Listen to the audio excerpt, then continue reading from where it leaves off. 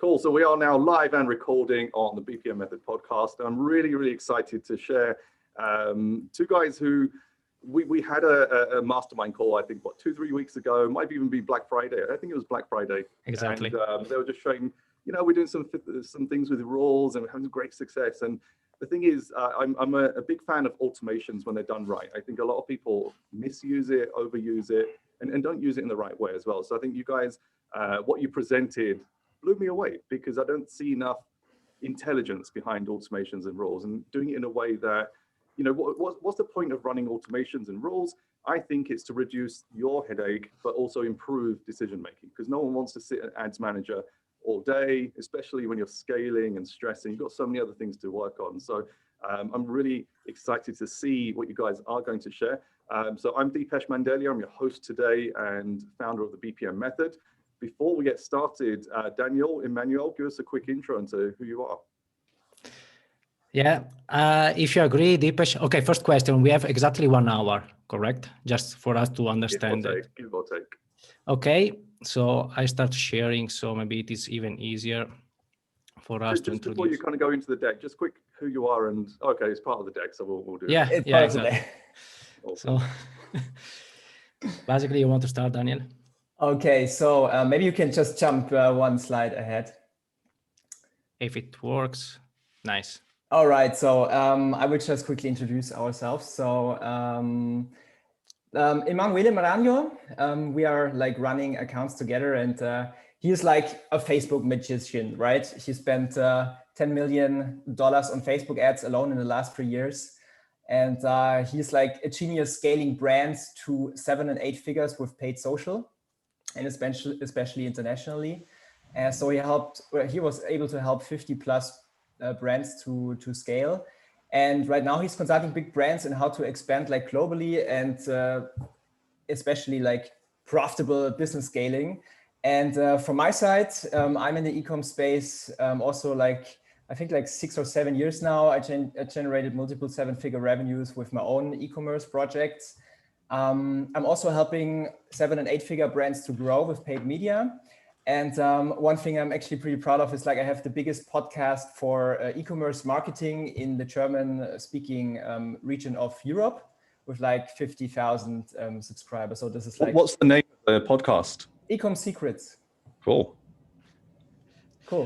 Make sure people go and subscribe to that. I'm guessing it's all in German. We have 1 episode in English right now. Okay. That's what we did together regarding these things. So it will become more in English, yeah. So should we add even, Daniel, how we met? Yeah, actually, Depesh, thanks to you, we met. So Emanuele and I met through your mastermind. Like we met in February. We wanted to go to Italy to the mastermind, but then Corona hits.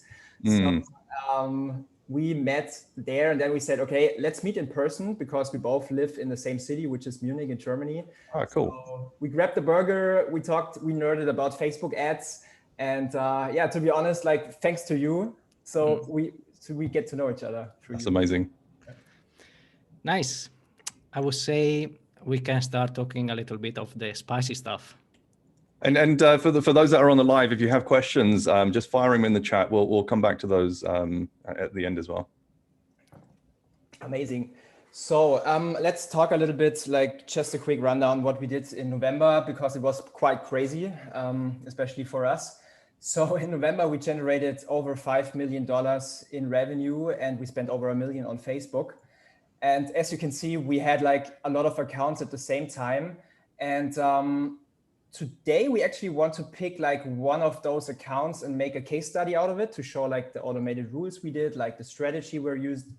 And I think this is like, helping you the most, like really seeing deep, like digging into what we did actually. Yeah, obviously, if I can add, we are just a few people right now, and we were handling all these accounts in 2. So without the automations, it would have been impossible. Like the planning, obviously, and the automations, it would be impossible to handle all of them with a kind of peace of mind. For sure, we slept 2 hours per night, no matter what. But rather than that, it really, without thinking ahead how to reduce our manual work in the other accounts, it would have just been impossible. How many more people do you think you would have needed if you weren't running automations? good Honestly, question. I think even like with people, it would be impossible to reach this because there were just way too many ads and campaigns running. So, and I think for certain tasks, the machines are just better. Yeah. And they don't sleep, right? They don't sleep. They don't need food. They don't need breaks. And they check every 15 minutes. Yes, That's right. And maybe something more to mention here. We like right now we work with a lot of freelancers, so we have a team of 8 people right now. But I would say the majority of work we did in the ad accounts, Emmanuel and me. Yeah. Cool. All right, so we will talk about those topics today. So first, we will actually show you like how we scaled to 5 million in November with Facebook ads, and actually like how we use the BPM method structure plus advanced scaling techniques. And we give you a little nugget here because we found out how to dominate auctions while we hacking the CPM. And then we're leveraging, like we show you how to leverage the automated rules and especially business intelligence to scale even faster and also with higher profitability. And at the end of the presentation, we have even the reveal board rules like plug and play ready for you. So we give you the links to our strategy so you can use it in your account. That's amazing. And also through RevealBot, I've got a 30% discount, which I'll share at the end of your presentation as well. Yeah, amazing. That's important. Nice. So let's talk about the case study. Emanuele? Basically, this is the biggest account we are going to talk about today. It's a little bit of time that I was first working alone on this, and in the last 5 months with Daniel. Indeed, you can see the effect of the last months. The Daniel inputs were coming. So basically, this screenshot, regardless of the amount spent, for me, the important part to show is how somehow we were able, here we were doing some kind of scalings, even though they were higher. I don't know why the ads manager sometimes doesn't show the numbers. You will see it later. I was almost able to reach 35,000 euros a day. This Black Friday, we reached 65 with 2 accounts. So this was the end result of that on that scaling. So basically you can see here that it was stable and steady while we were buying cheap traffic. At a certain point, we opened the tabs completely and it stayed stable for 5 days. And so 2 questions on this, really interestingly. So average revenue per purchase is basically average order value. And then you've got revenue per paying user, which is upsells, lifetime value. Yeah. What's the niche and kind of what was the average order value that you were aiming for? Yeah, it was an e-commerce product for car owners. So automotive, I would say. Automotive. Okay. So the car industry. Good that you mentioned about the cost per order and because we'll talk about that later. Okay. So basically, this was the month of November, as you can see. And this was, I would say, the spending that we were pushing in the month of, in the last days of November. It was mostly focalized in the last period. Here we wanted, just as an additional credit, we were running 2 ad accounts, one for safety as a backup, where we were spending I would say, 5% of the budget. Indeed, the peak of spending was in the 26th, and it was around 55 or 56, something like that. Correct, Daniel? Yeah. And here we wanted to show how we were kind of passing from 5, 6, 7K that per day, that it was the average, to first day, it was 35. Second day, the highest scaling day for us was 65, 60 in this ad account. Then I will mention the other because I know them by heart. Right now, we were going down to 55 in Black Friday for a specific reason. 55 November 28, around 45 in November 29, and the last day we were upscaling again. How we did all these ups and downs on budget and why the 26 was the highest scaling for us. Because we wanted to play with the CPM.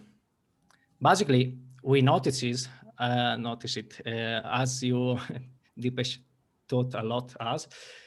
Facebook is a game of signals. So the better signals we give to the algorithm, the better he will reward us with quality traffic and cheaper CPM. So we were learning, even in the past, in this account, that when we were releasing good signals to the algo, he was rewarding us, collapsing the global CPM of the other account. So this was allowing us with the same budget to reach many more people globally. So indeed, if you see here, the 25th, the only thing that we did was a strong push in email marketing campaign, a broadcast, and activating all the retargeting audiences that we were warming up in all November and creating in all November. As a side note, to reactivate the warm and hot audiences, we were running, I think, something like 30,000 euros campaign, Daniel, something like that, correct? Something like that, yeah. And we were optimized for view content and add to cart because we were thinking we brought all these audiences with a purchase optimization, so the quality is good of these people. If we optimize for view content and add to cart, we pay less for the CPM, and we reach a broader audience. On the other side, we were reflecting, I think really at the beginning of November, or even like 1 week before with Daniel, what do we personally do? At the beginning of November, we know that we are waiting ourselves for the Black Friday to buy stuff. And even on Amazon, we are filling up the add to carts, just waiting for the day to buy everything with a discount, or we are viewing the product. So we were trying to say, okay, the same behavior that people are doing, like us, we have to bring on the platform. That's why we were using those optimizations. So as you can see, the first days, the 24th, the CPM was around 8. On the 25th, we opened the retargeting audiences with a strong push. We pushed the email marketing campaigns, and we opened, as you will see later, the tabs with the pull marketing channels. Basically, what we wanted to do is like bring the majority of warm and hot users that will convert. We know that they will convert because they were desiring the product. This will give a lot of signals to the view content, add to cart, and purchase in the pixel. And as a consequence, Facebook will drop the CPM. What we were even doing on the 25th, the only thing in acquisition that we were doing was testing creatives, testing which kind of messaging, which kind of images, and like which kind of psychological and emotional triggers were pushing the people to buy in acquisition. Obviously, what happened the day after, we were really able to exploit the CPM, and we knew that in Black Friday the CPM will have gone crazy. And from experience, the second day after the collapsing of a CPM, it is the best day to scale prospecting or cold audiences. So that's why here we opened completely as much as possible, and we hit the record day of this ad account, and even like our personal ad spending. We know, Depesh, that you went far above of that. Like for us was okay, already crazy. And we acquired a lot of new customers and like new people that were entering into the funnel in our prospecting and cold campaigns. Why we were pushing so hard? Because then in 27, 28, 29, and 30, we had prepared another micro funnel where we were reaching the same people with 3 other different messages about the benefits, about the urgency, about the scarcity in all the specific days. So as you can see later, just talking about the CPM and how we were handling that, 27, we started downscale a little bit. You don't see it, but it was lower than 26, the spending. Then 28, we were keeping it somehow stable. 29, downscaling a little bit, and 30, scaling up again because we had a new leverage that it was the scarcity. Like you can tell, Daniel, how we were playing with the creatives and the messaging. Yeah, so basically we had really simple creatives at the end, like product on white, like the reason why the sale, Black Week. Then we had the offer, which I think it was like 25%. And then like it's a last chance, and we even had like a super ugly border around it, like yellow and red blinking to get their attention. And we also had like very nice designed ads and creatives, but the simple one, I would say the uglier one, they outperformed the designed ones. So yeah, big learning here. And which market were you selling in? This was still the automotive. Sorry, the country. I mean, which country? Worldwide. Worldwide. Okay, cool. Yeah, worldwide. Obviously, we had the 5 biggest countries where we were scaling for experience, but like all the retargeting and audiences were worldwide. Yeah, and I would say, just talking about creatives and psychological triggers, at the end we were analyzing why something was working, and we found that, as Daniel was saying, the simplest ad with a red frame and with the product and the Black Week discount, plus 3 lines of copy where we were saying, don't miss out, with us, like there is this emoticon with a scary face, and below the scary face there was "ends today," and then below on the 3rd line there was "save X%." So that was really, it was hard to don't click just to discover what it was. Well, it was a big learning in terms of like overcomplicating the things, because obviously we tested it before, and like we were even overcomplicated the stuff in other ad accounts. So obviously, as you can see, just going back to the numbers, we were able to decrease the cost per purchase. And in the last day, that it was November 30, you can see how the CPM, even on scale, because we spent more, it was back again to much cheaper than in Black Friday day. Like there is a big difference of €2 that on scale with these budgets is a lot of people reached. Okay, here just a quick one. We were understanding, because we knew that the live numbers of new customer acquired and the numbers that we were seeing in the ads manager were somehow different, but for the late attribution, we were counting in the past how much we could spend on the live day to be sure that with the late attribution, we were able to be within profitable target. So we made this counting, and we were saying, if today we have a 50 cost per order, after 14 days cohort, we will have 37. So there will be a decrease of at least 25%. If you go even higher, we have a 30%. Then after we did all of this, this client had an amazing business intelligence structure that was allowing us to make really good correlations. We were saying, we were trying to understand how an email push was impacting in the CPM. So you can see here the Facebook CPM by hours and what was happening when we were launching an email campaign. With Daniel, we spent at least 2-3 hours analyzing where in the ad accounts the people were buying the most, in which times of the day, and obviously for each country, because US is different from, for example, UK or Germany. And after the first day, we were seeing this behavior. So we launched one email campaign here around midday, that it was obviously when people are in front of maybe the lunchtime, and we were seeing, okay, the CPM was collapsing.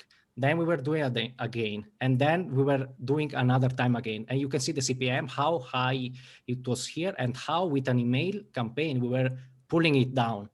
So every time that we were doing that, we were obviously scaling prospecting because we were reaching more people. How many people in the email list? I think there were around 500,000 people. Okay. So it was, yes, a big, sizable, yeah. Yeah, a big size of and people. I want to add something here, because this is like really important to see, to understand like this holistic approach, like not only Facebook ads, it's like the whole, like every channel. And especially with those email campaigns, and also like we had like push notifications and other warm traffic sources. You have like this uptrending, how do you say in English, like spiral. First you have like the email traffic itself, which is like already qualified and like warm and hot. And then you send all those all those beautiful like signals to the algorithm of Facebook, and Facebook is like watching to your store, and it's like, wow, a lot of things are happening here, a lot of people buying and converting. There has to be a good user experience. And this is like how we decrease the CPM even in prospecting, like on Black Friday. That is really clever, really good. Because the thing is, I think now where Facebook is, and with the changes happening with tracking, attribution, and things like that, you have to work even harder on giving Facebook positive signals, because Facebook is going to have to rely on maybe less signals from the customers than they could before. So they need more signals from you as the advertiser on the website. So I think that's really, really clever. Yeah, and amazing. Later, we were even trying to match the pull marketing, mostly Google ads, because every time that we push on Facebook aggressively, as we were doing here, we see an upside trend in searches. Mostly when we put some specific keywords in the copy, we try to match them in the pull marketing, because they will be the first one to be searched, not even only branded keywords. And below, you can see really how basically the blue was the Facebook amount in euro spend, so the Facebook push, and how the clicks on Google Ads campaign were like increasing accordingly. So it was like mind blowing for us. And another important point there is, people struggle. The biggest thing that people struggle with when they start to scale is, where exactly are my sales coming from? Is it Facebook? Is it Google? Is it this? Is it that? And when you can see those correlations, it's not a case of where do I put more money in, it's just follow the path. So here, Facebook and Google are working together, so work on both of them. Yeah, exactly. And obviously, we were planning all of these email campaigns, but even not only that, I think, Daniel, you did a great job with the influencers and the affiliates, telling them to say, push on this time, because this will help Facebook a lot. Yes. Basically we send a lot of like qualified clicks to the landing page and to the store at the same time. And this is like amazing for the Facebook algorithm, right? Absolutely. So obviously you can see here, this was the pull marketing channel. Just thinking about Google, we were in this time scaling Facebook on the other accounts, but on the other side, scaling Google as a collector. And you can see here, mostly for this kind of client, Facebook is the main discovery channel. So there are not a lot of high intent keywords. So Facebook is really opening up and Google collects them. All right. Just a quick question on paid search. Do you know the rough split between brand and non-brand keyword searches? Here is like 60, 40. 40 is branded, Okay.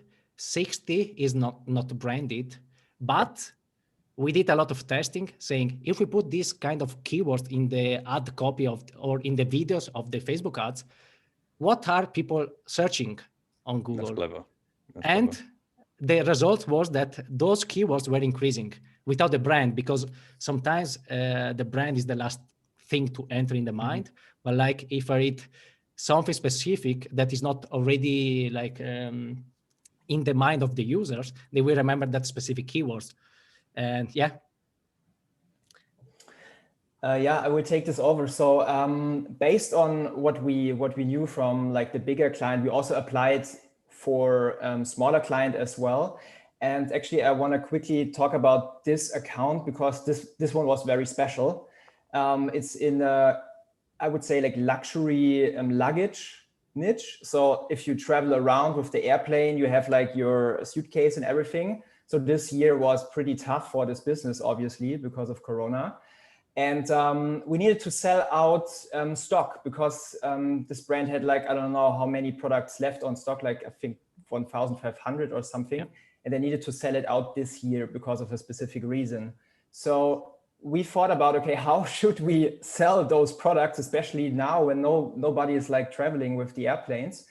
And what we did was, especially in November, we did like 3 flash sales. Like on the right, you see, obviously this is Black Friday, but actually we scaled even before Black Friday. Of course, also because the traffic was cheaper. But what you see here is that we basically leveraged the things we just mentioned with the email campaigns, the hot and warm traffic and everything at the same time for very short amounts of days. So in the first, we used the Singles Day as a reason for the sale, and it was like 2 or 3 days. And then the second sale, we just like did it again, and we scaled even higher. So on the first launch day, we did like 50K on this. And then actually on the Black Week, on Black Friday, we scaled down a little bit, but also we were like using the same exact like strategy. Yeah, even because like we had almost sold out all the pieces needed to be sold out. One thing to mention, I think you, Depesh, talk a lot in the BPM that we followed, is like you need to test everything. And one of the main things that we found really valuable to test was the offer. For example, we were using in November 11 these kind of single days seasonal events, or like excuses, let's call their names, to test offers. So here we tested three landing pages with 3 different offers and designed, and we found a winner. Obviously, when we wanted to scale, we scaled the winner here, and we got the great success. And here we just had to somehow change and modify the angle, aligning with Black Week, with the seasonal event, and we were selling out. With another client, I think we tested 5 offers, like BOGO offers, get one free, get 60% off. And at the end, we found that the winning one, that it was for a subscription business, was get one for free in the first month, was giving the highest profitability, even though it was not the cheapest discount. Mm-hmm. And we are still running that, just changing the message. That's quite clever, because the thing is, it's about the perception and the value for the customer, not what is the cheapest necessarily. It's most valuable. So that's really, really good. Exactly. So, okay, let's go back to the to get to the big one. Basically, in day one, then you will see how the cost per new customer acquisition was changing. In day one, where we scaled to 65,000 euros, we were started making predictions aligning the Facebook spend with the new customer acquisition by hours and the costs. So we were seeing in Facebook cost per order, as you Depesh were seeing correctly in the Facebook analytics. On the business intelligence, we were seeing the cost per new customer acquired, and we wanted to play on the cost per new customer acquired because we know that those customers have a long lifetime value, like of 2 years.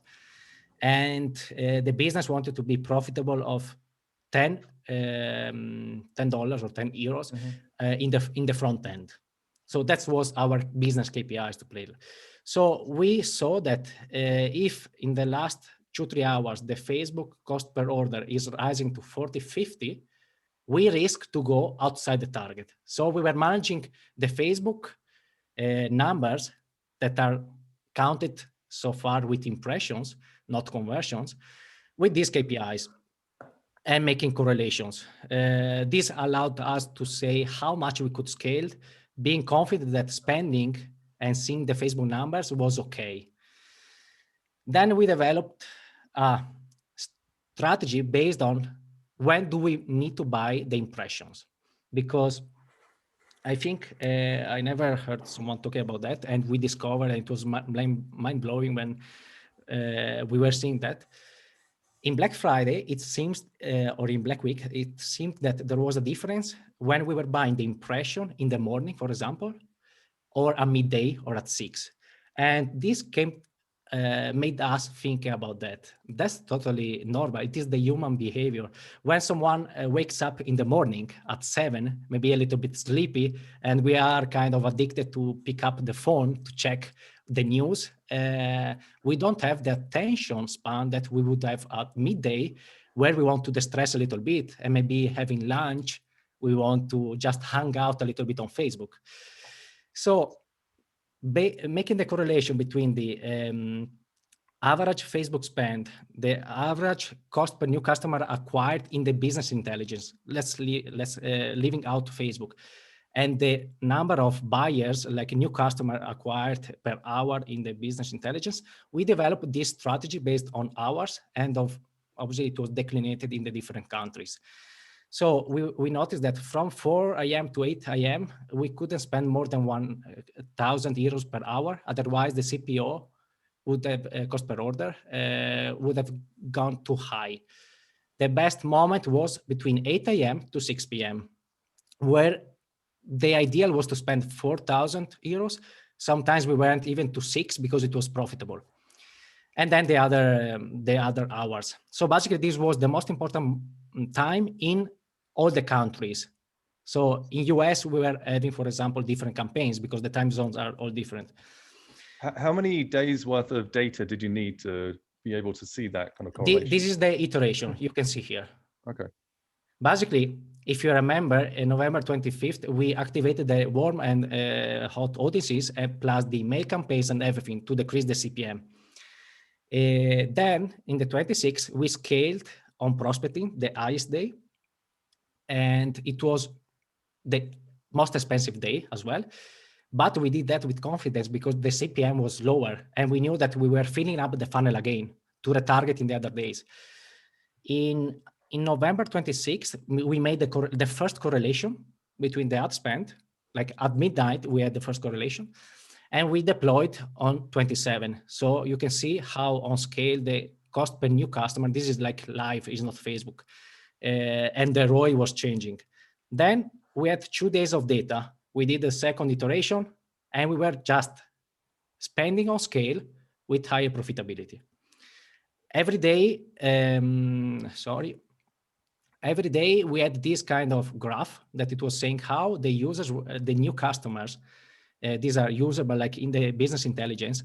For everyone who maybe doesn't know what is a business intelligence, is a tool to aggregate data and to make business decisions. For which tool were you guys using? Tableau. Tableau, yeah. Quite complicated. Like when I saw how they were analyzing data, I said, okay, guys, that's crazy. Just give me what I need for the advertising, but like, is like crazy. And the thing is like Tableau and there's lots of other BI, business intelligence tools.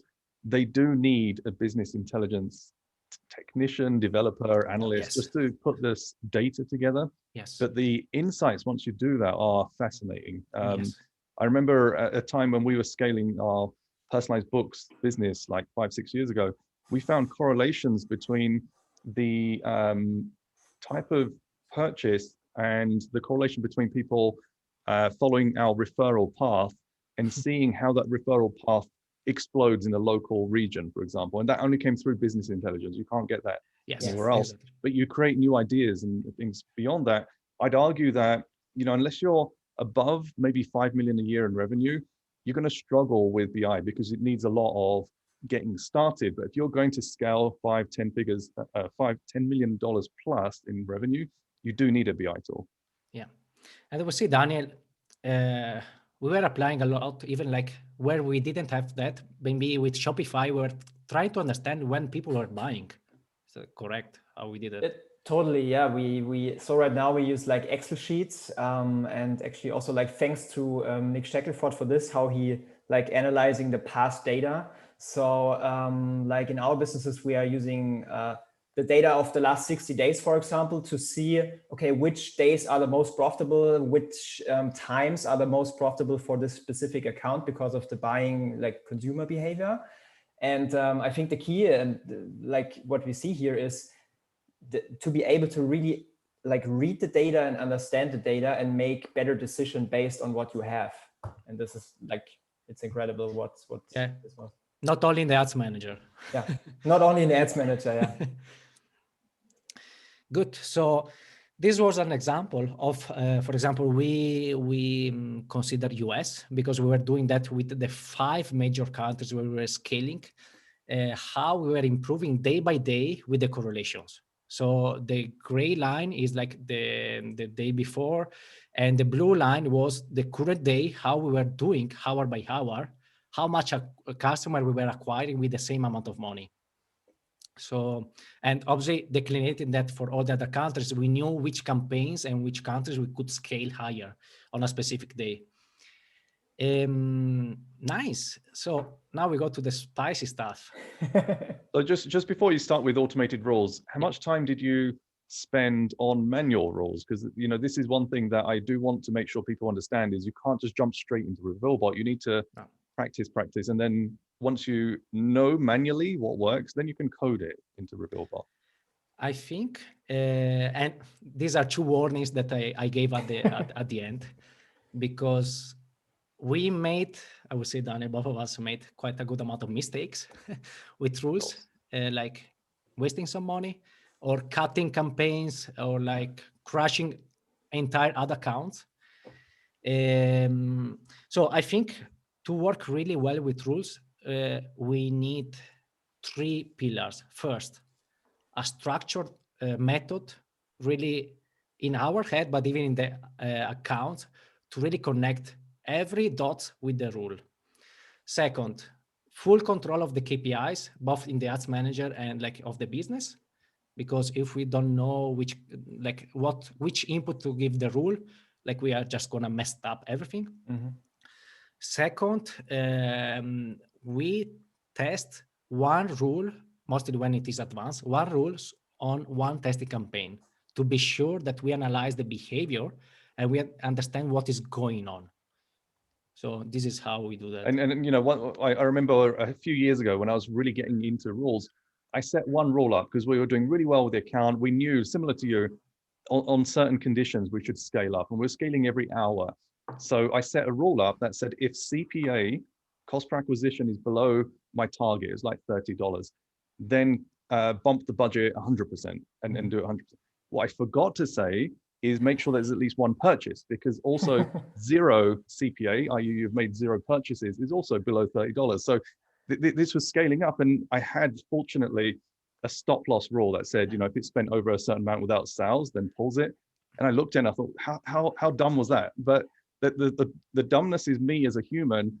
I'm giving the computer, the machine, the rules. It will just follow exactly what I say. It won't think, actually, are you sure you want to do that? There's none of that. So you have to really, really make sure. And I think using a test campaign, like you mentioned, is a really good idea. Make sure it does exactly as you want it to do, because otherwise it will do exactly as you tell it to do. And sometimes it's not the same. Yeah, and like I would say that my biggest mistake is like when the rule was perfect, but I just forgot to change an and with an or, and they spent 1,000 euros. Boom! Yep. God, this is what happens. Yeah, so basically start small with the rules. Yes. Small and easy. Yeah. So basically, this is the structure that we use in all our accounts. And as I think everyone can see, it really replicates the account structure that we started using with BPM. Mostly for Daniel is really structured. I'm a little bit crazy with names and so on. So for me, BPM really gave a tool to say, man, you must be ordered. Otherwise, all the other topics in the puzzle will not work. That's it. So basically here you can see how we're like every time that we start one new account, we start testing creatives, and then auditing, then we go to prospecting and scaling, and then we have all the other rules. Now we go a little bit quick because the time is flying. So I will show a few of them, and then I want to really make sure that I say this clear. Everyone must find out the KPIs of the account, because this is just a guideline that it is proven because we use it in like almost all the other accounts. But in every other account, we change something. We change the KPIs. We test them because this is like dangerous. So this is the first one that I suggest everyone to start with. We automate every time the testing of the creatives in all our accounts. It is the most time-consuming task for us to find the winners. This automates completely and saves money as well. So, and I love you're using the emoji version with the winner, because when I don't know if you have the losers as well, but when you look at a report and you just see the trophy or the cross, and it's just so fast to see, right, these are ready now to scale up. I don't have the cross. Good input. We should edit. Yeah. So, okay, basically we can see here that we start with a rule that will activate the ads. We just push, for example, 50 ads that are turned off. And then we have one rule activated 3 at a time, and it is dynamic. Then we have one other that is cutting the losers based on funnel steps. Another that it is activating if some of them were cut too early, but like then there is late attribution. So we give all the testing cycle of impression that we decide. Another one that give the ads the second try because it could hit wrong audiences or a bad audience. And then one saying the winner. This was the first one that I started testing, just the basic one. So then we have the audience testing. It is much quicker and like shorter, and like in the warm hot existing, we just want to manage to don't manage the budget and the frequency. The rule should do that. So, and it does at midnight just to allocate the budget correctly. This is testing creatives. We'll go quick in some of them, so everyone can plug and play this one later. This is gonna start 3 new ads. So we can see the rule here is gonna apply as BPM naming convention teaches, called testing creatives. That's it. It will trigger in each campaign where we give these 3 keywords. Then we have the one that is gonna filter and find the winners. Basically, it is a multi-step check. After 750 impressions, there will be the first check on view content or cost per view content. If this test is passed, there will be a second one checking the add to carts. If this is passed at 1.5 thousand impressions, we go to the next one and we judge on the purchases. Obviously, this is based on these account KPIs. So if it is a high expensive product, this will not be enough to have 2 purchases. But so one question that I imagine some people will have that are not maybe familiar with how we run the BPM method is, why look at impressions and not spend? Because if we run the ad in Germany, for example, rather than UK or in US, the CPM is different. So exactly. I was testing it with the reach, but I think just to imagine the number of people reached, but it doesn't make really a lot of difference with these small budgets. But it is the cost of CPM. If we put just 10 euros or $10 in US with the cost of the CPM, it will reach, I don't know, 500 impressions. Yeah, and then you cannot compare. You cannot say, okay, is it a good ad or a bad ad if it's not the same data. Yeah. And on the other side, with this impression KPI or like rule, we don't need to create a new rule for each country that will increase the complexity of the machine and like of the management as well. And in any case, the rule will stop everything at 3,500 impression. Maybe there was just one sale. We don't want to keep going up. This is gonna restart the late attribution. So if it is within this impressions rate and it doesn't contain winner, it will restart and give us the 3,500 impressions. And this is the duplication.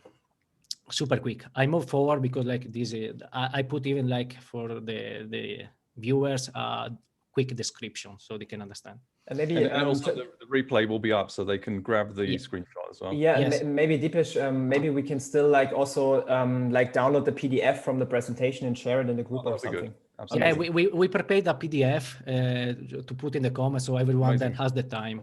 Cool. And again, if we find the winners as we want, we give for this account 2 purchases with this amount of impression was a winner based on the experience on the other account.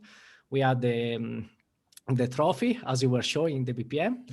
And what happens for us, this is out of mind the entire testing process. We push on Monday, I don't know, Daniel, 40, 50 new ads. Yeah, so for all the agency owners, we have a person on board, and she is like just taking new creatives and the copy and creating like 40, 50 new ads, like on autopilot for us. And the machine is testing them. So we just go in and see, okay, there's a winner, and we scale it up. Yeah. Now we go just this one about the testing audiences. Even this one is like for this account, it triggers with testing and audiences.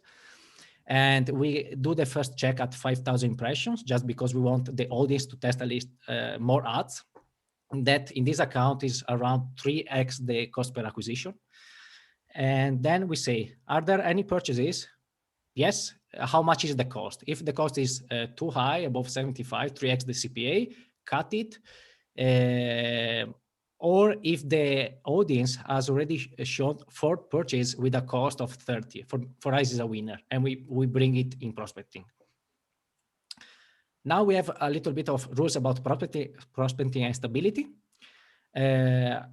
I will move quick because again, these are the basics. And as you can see, there are ads, the stop loss for the ads, and the ad set. Here we go. Then the reactivation for the late attribution in the ad set and like even in the ads. Then we have a rule that it is comparing, and I think we will show that it is comparing the ads within the ad set and leaving only the best performing among all with a ranking. And then the upscale, super easy, every 3 days, and the Punisher method, we decrease the budget every 2 days. So one question I think some people may have is, how does it impact things like the learning phase and stability with so many changes or potential changes? From my side, I'm seeing more and more that when something keep too stable, the performance drops. I think that we are seeing, Daniel, maybe we are too direct on that. Every time that something goes out of the learning phase, like, or the learning is limited, or like it goes out, somehow the cost per acquisition or the cost per event that we want is higher. So we are judging on the final KPI that we want, like cost per purchase or cost per lead or cost per download, no matter what. And you know what I will say is, when you are starting a new ad account and you're just starting to spend, then frequent changes have a bigger impact versus an established ad account with a strong data set at the pixel level. Then it's not such a big thing. Like, the learning phase is there to advise you and guide you, but I don't think it's there to tell you what to do. I think you have to react to how your account's performing. I think we were seeing many times that some campaigns, even like, for example, the purchase optimization was not going out of the learning phase, but when we were moving to add to cart, we were going out, but we had less purchases. So what's the matter at the end? Our client wants more sales, not more add to carts. This is how we think. Yep. So this was the ranking. I just showed the ranking one. So basically, as you said, is correct. Basically, we applied all these prospecting rules when the account is established, and we found what really works, like the testing phases. As you can see, it is applied to cold prospecting, and this is going to check a specific number of ads. When it is below 2, we want just the best one to be there, the one with the highest ROAS. If for any reason we have less than 2, we usually put the tested ads with in the pause mode, and this rule will first check if there are better ones, and then if it doesn't find anything, it will activate 2 new ones that they were already tested. We finished the first introduction with the basic that we suggest everyone to start with. Now we go a little bit more crazy. Cool. So, okay, these are the naming convention that me and Daniel comes up when we have to test stuff. Basically, we think about the name and then we create an hashtag that will apply the keyword only to that campaigns. And that's really useful, because I imagine searching for things in Ads Manager is just so much faster when it's like this. Yes. Like if I learned, Daniel was already super good with that when we met, but I was really messed up with the names. If something that I learned with the first cookbook that I bought in, I think, December, was give a specific name that you can find the stuff easy. Absolutely. Even because this will not work. And like, as you will see later, the numbers of campaigns in this account was like massive. Like you were not able to scroll down without filtering. So going quick, here we have accelerated how to beat cap scaling, that it was applying to warm and hot audiences because they were big and we wanted to reach them as up. We had the same one for cold. Then we have the auto cost cap scaling for cold and for warm. And then we had one extreme one that we invented during the Black Friday with the ABO. And it was even like one of the most riskier ones. So just on that topic, what was your split between campaign budgets, optimization, and ad set budgets? So basically, we wanted to use the stability with the CBOs and risk with the ABOs, because we knew that somehow. So if you ask, honestly say, if you ask me the split, I should have now go back to the ads manager and check, because I don't know. I need to be honest on that. We were seeing after the first day where we found the correlation that with ABO, we could push more in specific hours with more control. Yeah. And instead of adding a lot of campaigns and adding the budget vertically to the CBO to risk the campaign itself, with the ABO, we say, okay, we were like duplicating maybe 15 ad set with 1,000 euros, and we had 15,000 euros more. So it was more manageable, kind of. And even because we invented a rule to check the best performing ad set, you will see later. So I will explain just super quick three of them. And again, guys, play safe before start using this. Like this was on cold, accelerated auto-bid cap scaling. As you can see, there were all the stop. We started with the stop loss rules first in the ads, in the ad set, and in the campaign. So CPA of the campaign of the ads above 40 kill the ads. CPA of the ad set above 60 kill the ad set. Sorry, I was checking out the wrong ones. Stop loss campaign. If the campaign with this acceleration that can really spend, the campaign had a 30,000 euros budget, by the way, so it can really burn money quickly. If it spends more than 300 euros, stop the campaign. Then the most important rules, and just in terms of 300, was that, how did you choose that? Was it like 10% of, it's not even, no, so it's like 1% of the total budget, or was there a different reason? Well, for my side, like for our side, it was around 6 times the CPA, correct, Daniel? Something like that. Yeah, something like that. We were saying in the ads, in the ads, we want to really be picky. In the ad set, we go a little bit higher, potentially 2x. In the campaigns, we go 6x.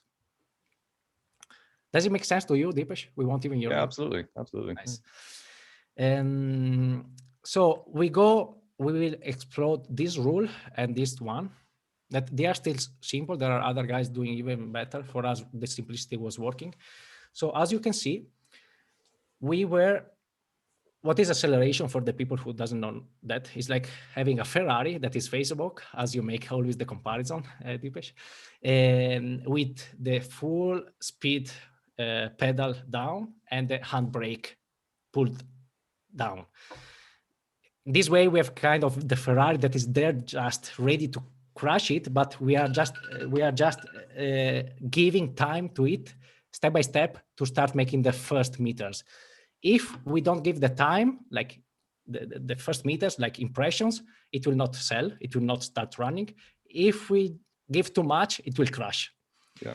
So and I think just to add to that, with Accelerate Delivery, test it manually for at least a week before you even consider rules, because like you mentioned, the handbrake is off in terms of budget management. So Facebook had the pacing algorithm. The pacing algorithm says that 24 hours in a day, this is the budget, this is how we're going to use it.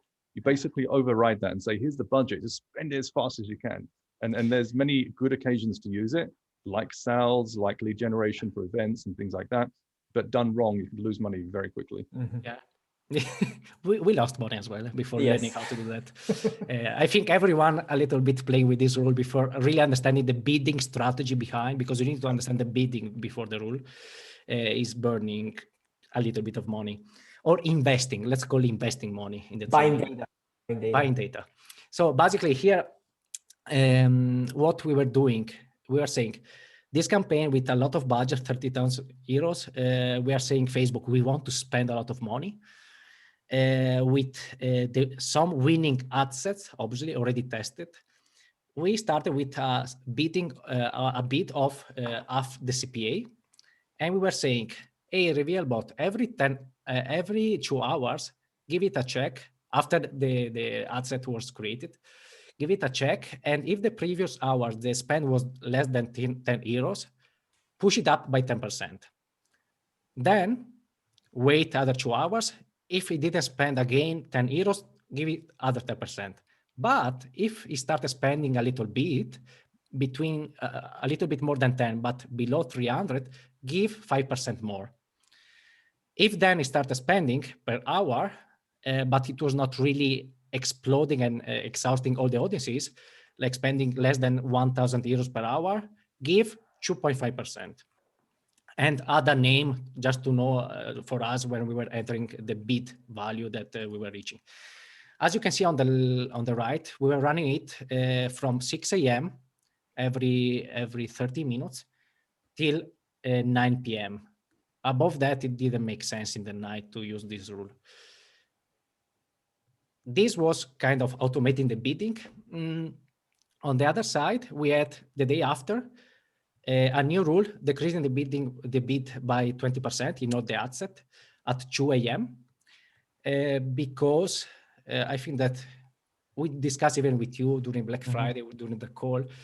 The day after could be that the auctions are different. Maybe Coca-Cola is not spending, so we could burn the money with the same bidding, or we could potentially outbid, like spend too much, just even alone.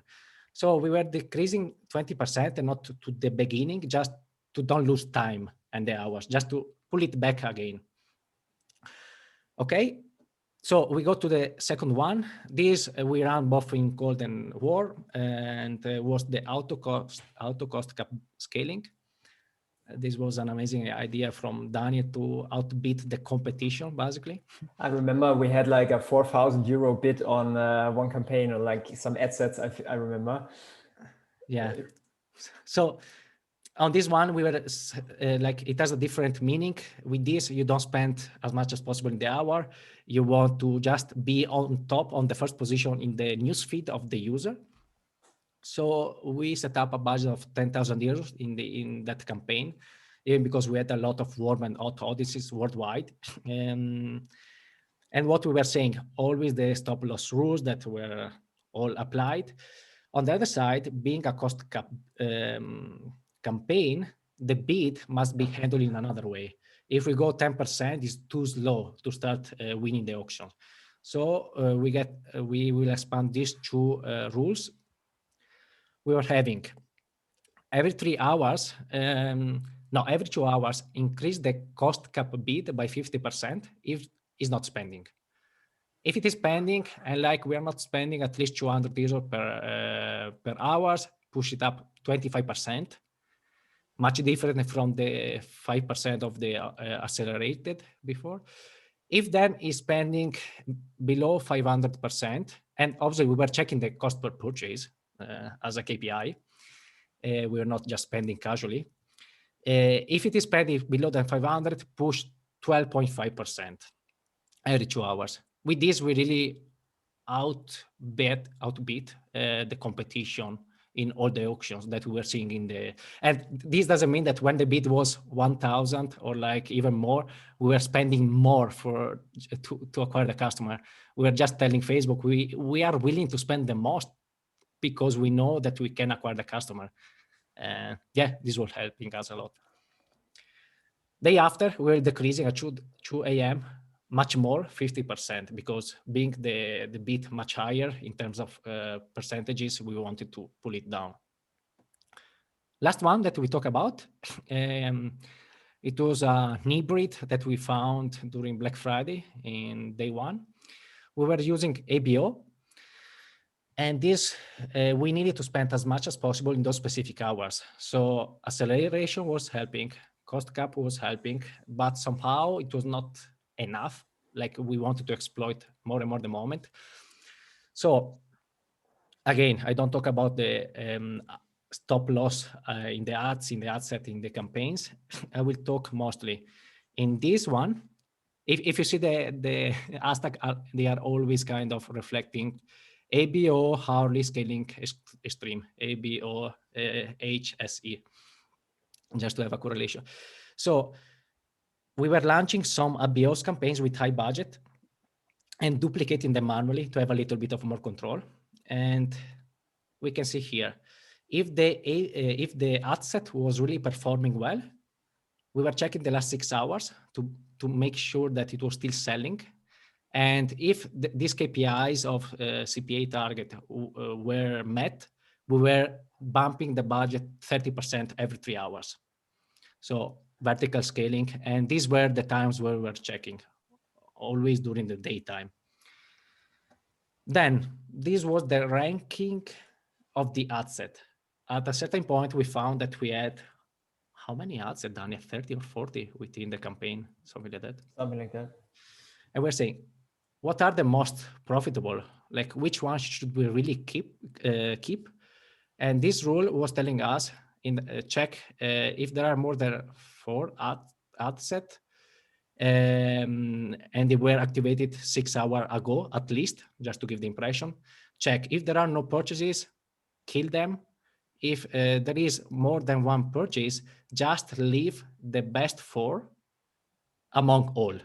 So even if maybe they were all within the boundaries, we wanted the best 4 for the profitability. And this is the main difference that we want even to highlight for Revealbot, that we love it. The rules and this is a good example of making sure you understand the and or rules as well. Yeah, exactly. Yeah, again, we're testing one super small campaign. We made the first mistake, and then we developed the rule. I think we were there more than 1 hour to create this rule. Yeah. But then it was automated. So, and yeah, it was checking every 50 minutes. And the last one in these campaigns, it was checking the ads. And again, it was keeping only the 3 most performant one. So even though maybe there were 5, 6 that were selling within the CPA target, we wanted the cheapest on scale. So this was keeping the 3 best performant. Again, what is the results of this, and why without the rules and automations we could not do that? Obviously, the account was a little bit complicated at the end, but in those 6 days, we had 86 campaigns running, 600 ad set, and more than 4,600 ads. A human could never do that, like not even 10 people alone. And this like where we say automations are our like salvation to do these kind of things. And yeah, we have 2 big warnings for people. We love rules. We apply all of them. We feel we are even kind of good at that. On the other side, the first one is like, don't play with automated rules if you're not already experienced with basic rules, manual biddings, and or fast scaling techniques. Usually, when we try to teach other people, we try to automate the testing, because at the end of the day, is the most, time-consuming task to find what works. When you automate that, you have just a small risk. There is almost no risk. And you have already automated, I think, 30-40% of the accounts management. The second one is like, test one new rule in only one campaign first, then monitor the rules, action, and triggers over a period of 2-3 days. If everything's fine, extend 2 more campaigns and increase complexity, but keep it easy. And this will be something coming soon, that we are in direct contact with Reveal, but we are saying mostly, I want to mention 2 really good Italian advertisers that was pushing at me a lot, like Alessandro Gargiulo and Marco Bigaton. They were saying how the conversions, like if we judge with Supermetrics, we can judge on conversions and not attribution and not impression, how this was helping scaling higher or having more profitability. And we were all asking together, like me and Daniel with the Revealbot team, can you implement that? Because having that only in Supermetrics or in the business intelligence is a little bit limiting. And this will come soon. It was the first beta screens that we had. So basically this will say, if today there were conversions, not just impressions sales, the rule will apply. And you know, just to kind of expand on that, I don't know how many people understand how Facebook actually attributes the sale.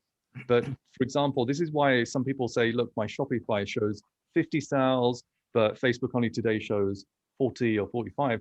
It's because maybe the click was yesterday or the day before. And that's where Facebook's now attributed it based on how you set up your attributions. So if therefore you're applying rules then you might not see the actual sales that are coming through because Facebook isn't attributing it today. So this is really, really important.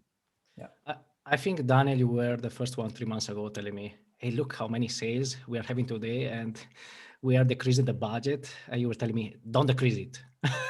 Yeah, I try to always explain it like the buying process is not really linear. You like most of the time you don't see an ad and you immediately buy it. It's more like you see an ad, you click, then the next day maybe you see retargeting, you opt into the newsletter, and then 3 days you Google it.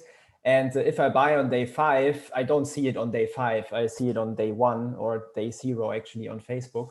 So this is like, if you understood this, then you look in a like with different eyes on your campaigns. Yeah, the holistic. And if you think, Depesh, it was the same in the past when restaurants were without online were pushing flyers in day 1, and maybe clients were coming after 1 week. So That's a good analogy. Absolutely. Yeah, nice. We have finished. Here, then we share the slides, and we have just a few links to us.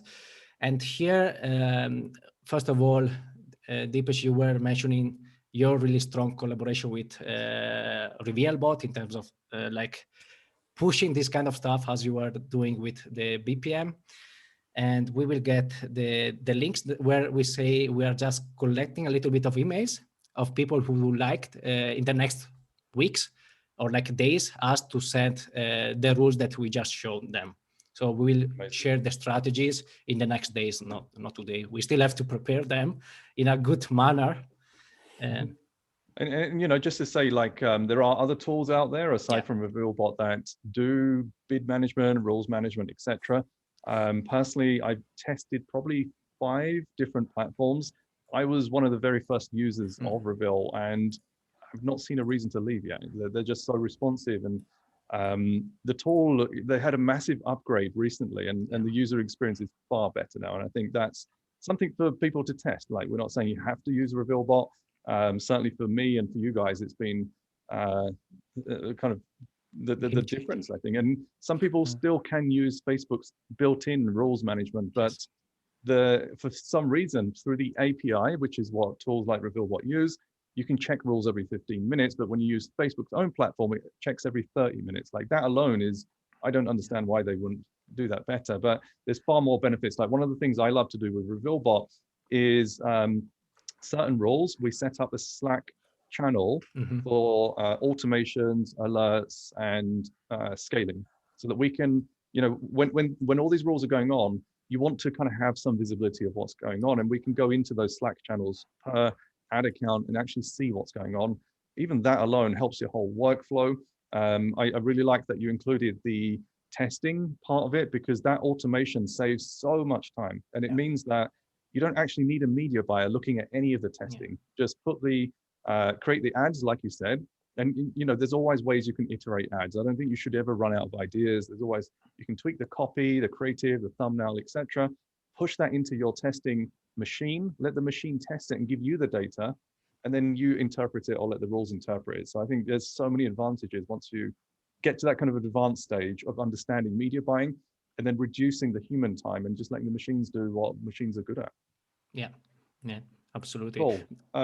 So there is a code I have from RevealBot. If people want to take advantage of it, it's 30% discount for the first 6 months, which I think is pretty cool. The code's Depesh Mastermind. I'll share it in the comments as well. You don't have to use that. We obviously get an affiliate kickback for that. But you know, that's, if you do choose to give it a test, even if you just test it for 30 days and see if that's going to work for you, I think that's definitely worth doing as well. I think that I used in the past the one that you pushed in the BPM. So cool. it was nice. Yeah, and for the people who would like to have the same rules, just click on the link. It will be a Google form where then we didn't prepare it, like we didn't have really time to prepare everything for today. We want to really to explain everything clear. So if you want, we are going to share with them, with everyone. And again, apply with cautions. Yes. Like and you know, moving on from this point, so you know, it's amazing to see through Q4. How would you adapt these rules now for Q1, Q2, etc.? Are you being less aggressive, or still kind of going with whatever the data says you should do? I think you said the right thing. Like we follow the data. Of course, like all the basic rules we still apply, like audience testing, creative testing. But if there is a good momentum and a good possibility to scale, of course we use the rules we just showed. And maybe we adapt to the KPIs. I mean, for example, all the scaling rules of acceleration and cost cap in another moment will have different numbers. It is the thinking will be the same because like it adapts the algorithm with the bidding with the results that we want. The KPIs must be found in each specific account and business. So without that, it's even hard to advertise, regardless the rules, I would say. And regarding the roles, like, are you the person, Emmanuel, setting up the roles, or have you now trained your team or somebody in the team to do that? Usually in Black Friday, were me and Daniel brainstorming together because 4 eyes, they were always better than 2. Now we are in the process of trying to train someone. It's not easy because, again, the rules is just what you see. It's the thinking behind the rules that collects all the experience. Yeah. And I think, I don't know if you, Depesh, or just Daniel says, Facebook is an art and a science that you must build on marketing foundations. Yeah. This is why the rules, you need to think about that and to see what is happening. And if the inputs you are giving to the rule is what you wanted. So definitely we want to train people on that. It's not super easy because this is coming from trial and errors. But as we learn that, everyone can learn it, I would say. Yeah, and I think one thing I'm trying to get people to move away from is calling themselves Facebook media buyers, because media buying is the most simplest part of Facebook advertising. You're a Facebook marketer or a Facebook advertiser, because that's where, as a human, you will still beat the machines because you understand the client, the context, the average order values, the plan, and everything like that. And then you bring that into, exactly as you said, the art. The art is, who is my avatar? What are their needs? What are their beliefs? What are their barriers? All that kind of stuff. And then building that into an ad campaign, right? How do I now do the creative, like create this red thing around the ad? Like a machine wouldn't necessarily think about that, at least not right now. So that's your advantage. And then pushing it into this machine, put the rules in there, let Facebook do the media buying for you, and then adapt to the data. And I think it's not complicated. I don't think Facebook advertising is complicated. It just takes time to learn and then takes time to kind of master. Yeah, at the end, I think, and I want you to give credit to Daniel about that. I love numbers. I love like scaling all this kind of stuff. I'm much more into the, how do you say, the ads manager. But when we started working together, Daniel's background is mostly about more holistic and like marketing and angles, triggers, psychology. And when we are combining that, we see that Facebook is just an amplification of your message. Yep. All the rest, for example, the offer, like we did all what we did in November, like those 5 million revenue with crazy offers. We tested them based on what people wanted with the right messaging. Without that, Facebook would have not worked. And like, even in terms of funneling, I think we were even trying to tweak the landing pages to make some specific actions for the user, like which kind of bundle do we want the user to buy to increase the profitability of the business, even though we are playing with a strong discount upfront. And what we saw is like, even though we played hard with discounts and like offers, the AOV of more or less all of our clients didn't decrease. So this is marketing. Yeah, it's exactly what you say. Yeah, I mean, at the end, like this was like super advanced. All those automations, they won't work if you don't have the basics right. The avatar, the audience, like the angle, the offer, everything. So yeah, thanks for the credit. And that's a great angle into the BPM method, because that's everything I put together into that was based on, you know, so the reason I created the BPM method is because I wanted some training for my team. I didn't want to sit there giving them one-to-one. I went and looked at Facebook ads training on the marketplace and blueprint from Facebook. I couldn't find anything that didn't talk so much about Facebook, but talk about marketing. And you know, for me, that was the biggest differentiator for BPM, brand driven performance marketing, was understand the brand part, not logos and colors and things like that, but avatars and needs and human behavior. Like I've studied behavioral psychology, so I really understand how the brain works and kind of how people react to different messages, and you know, how people think with their heart first. When they think with their heart, then they're more likely to buy, and then you trigger the brain. So yeah, I mean, head over to bpmmethod.com if we can help you to get you better at marketing and advertising. That's really the path, I think, to mastering things. And it's not just Facebook. Like now that you have the skills for building avatars and messages and stuff, it works across so many different platforms as well. So just on that note, before we finish, if people want to reach out, if they want advice on roles, or they want you to run their ads, what's the best routes to get in touch? I think the ones you see here. So to be honest, we run this agency since July, and we don't even have a proper website.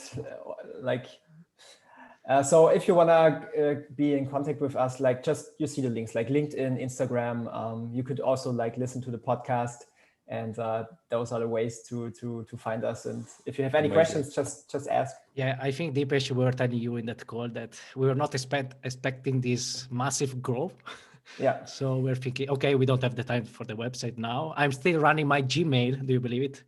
So absolutely. Hey, listen, I've been running my agency now since 2017. Depending on when people are watching this video, we still haven't updated our website from like 2-3 years. We don't have time. Like you're so busy with inbound inquiries and your work and your case studies and things.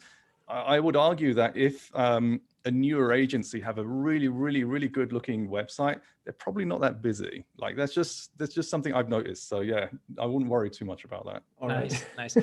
Nice. One last thing that I want to add personally about the BPM is everything that you were saying about rules is something that we can replicate between the other accounts. This is the most time saving and like peace of mind stuff, because at the end, one of the struggle that I always had was naming conventions. And like naming conventions, yes, it's good for the ads manager, but now that we are automating a lot of stuff, all the rules are based on that. So when we share the rules between the other accounts, we plug and play. Something that before I was, okay, change this, but be careful because it will not work. So my main thank you for you, Depesh. Obviously, it is first that you allowed me to meet Daniel, but second, you changed my way of working with a structure in the other accounts, and now even with the rules. So amazing. Well, listen, guys, you've been amazing on this. The effort to put the presentation together and share so much as well. So really appreciate you sharing that from everyone that's been watching as well. There's loads of thanks that have come in as well. So looking forward to seeing your success, and we take this next. So yeah, appreciate it. And thanks guys for joining the live. If you're on the replay, obviously you can add comments below depending on. We will put even the PDF below so people can absolutely follow, maybe can print and whatever. Awesome. All right, thanks so much, thanks guys. Thanks Enjoy so your day. Thank you. Bye. Ciao. Adios.